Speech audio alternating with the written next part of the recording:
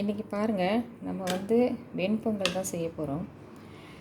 நான் வந்து சிறுபருப்பும் அரிசி வந்து சாதாரண பொன்னி பச்சரிசி 1.5 கப்பு பச்சரிசிக்கு வந்து 3/4 கப்பு சிறுபருப்பு, அதாவது 1க்கு பாதி ரேஷியோ போட்டு 4 மடங்கு தண்ணி போட்டு உப்பு கொஞ்சம் போட்டு, உப்பு தேவையான அளவுக்கு உப்பு போட்டு நல்லா ஒரு 10-15 விசில் விட்டு இப்போ வந்து எடுத்து வச்சுருக்கேன். இதோட பதம் பாருங்கள், எப்படி வந்து நல்லா கூழாக இருக்கும்.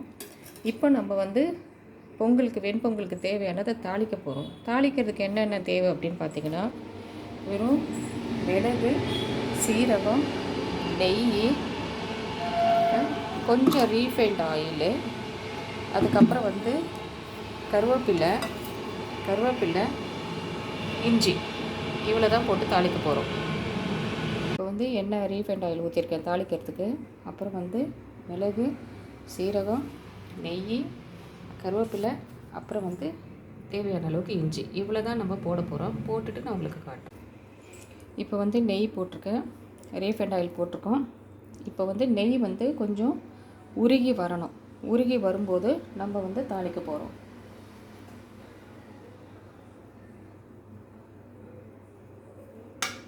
நெய் உருகி வருது. இப்போ வந்து நல்லா வந்து சூடு ஏறிடுச்சான்னு பார்த்துட்டு, இந்த பக்கம் வந்து அரிசி எல்லாம் ரெடியாக இருக்குது. இந்த பக்கம் நல்லா சூடு ஏறிச்சான்னு பார்த்துட்டு மிளகு வந்து நல்லா கொதி வரணும். வெடிக்கிற பதம் வந்து கடைசியாக தான் வரும். இப்போதைக்கு நமக்கு மிளகு வந்து அதாவது நம்ம ஃப்ரை ஆகணும். ஃப்ரை ஆகிற டைமில் நம்ம வந்து நெக்ஸ்ட்டு வந்து சீரகம்லாம் போடுறோம். கடைசியில் அந்த மிளகு வந்து வெடிக்கிற பதம் வரும். அப்போ தான் நம்ம எடுத்து இப்போ சீரகம் போட்டோம். ரொம்ப சிம்பிள் தாங்க பொங்கல் செய்கிறது. சீரகம் போட்டு சீரகத்தோட பச்சைத்தன்மை போகிற அளவுக்கு கொஞ்சம் டைம் விட்டுட்டு இப்போ வந்து இஞ்சி போட போகிறோம். அவ்வளோதான். இஞ்சி போட்டுட்டு கொஞ்சம் லைட்டாக வதக்குறோம். நம்ம இஞ்சி, மிளகு, சீரகம் போட்டு வதக்குறோம். இதில் வந்து அதாவது அரை பகுதி வந்து ரீஃபைண்ட் ஆயில், அரை பகுதி வந்து நெய்.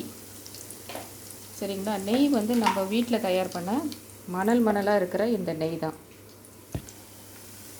இப்போது மிளகு, சீரகம், இஞ்சி போட்டோம். இஞ்சி வந்து வதங்கி வரணும். இஞ்சி வதங்கி வரும்போது கொஞ்சம் மிளகு வந்து பொரியிற தன்மை வரும்.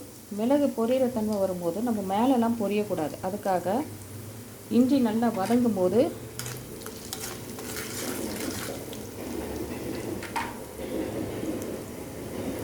மிளகு பொரியிற தன்மை வரும்போது நம்ம என்ன பண்ணணும், கருவேப்பிலை போடணும். அவ்வளோதாங்க. வெறும் மிளகு, சீரகம், இஞ்சி, கருவேப்பிலை, ரீஃபைண்ட் ஆயில், நெய், இவ்வளோ தான் போட்டிருக்கோம்.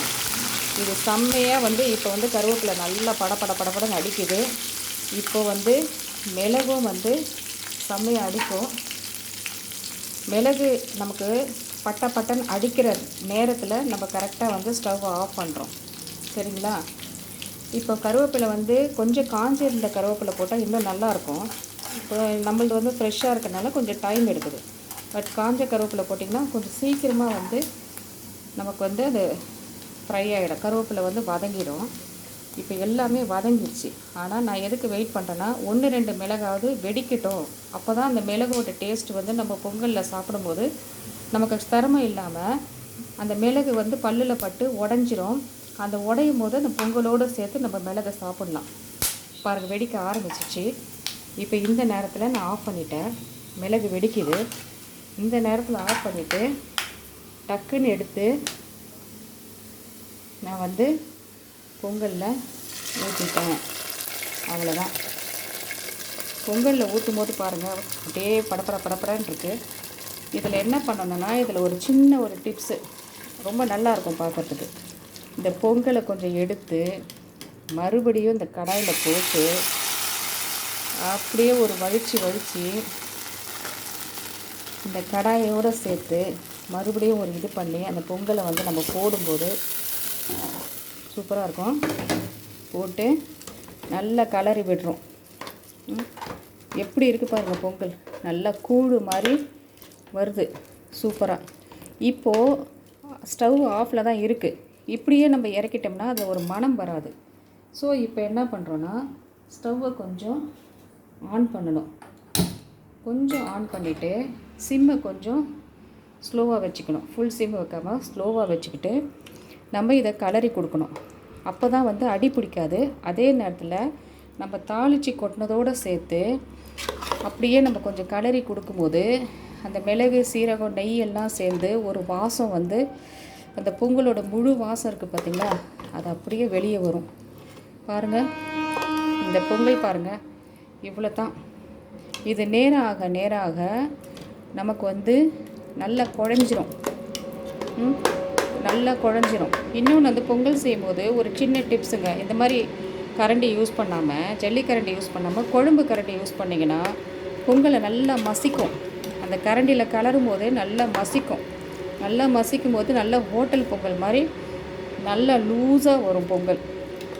இதுவே பார்த்திங்கன்னா உங்களுக்கு லூஸாக தான் இருக்குது. இப்போது இந்த ஸ்டேஜில் மறுபடியும் என்ன பண்ணுறோன்னா கொஞ்சம் நெய் போடுறோம்.